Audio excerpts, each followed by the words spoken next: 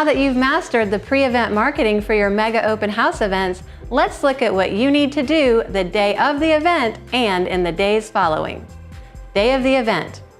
Create stories on Facebook and Instagram showing your prep for your mega open house. This could include pictures and video clips of you putting signs out, images of the home and neighborhood, and awesome details of the home. Put an awesome image or two in your social feeds highlighting the event and home. Have your Alexa device ready to demo your Atlanta real estate skill. Be prepared to share your mobile app. Go live on Facebook, then Instagram, right before your event or during if you have time. Facebook and Instagram love when you go live, so you'll have a greater likelihood of reaching more viewers. Have fun and enjoy the event. There are a lot of people who need your help. Some just don't know it yet. You aren't done once your mega open house is over. It's time to follow up.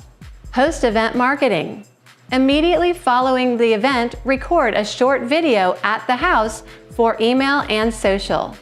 Recap your mega open house event success and have your homeowners join you if possible. Don't forget to add this to your Facebook and Instagram stories and post in your feed.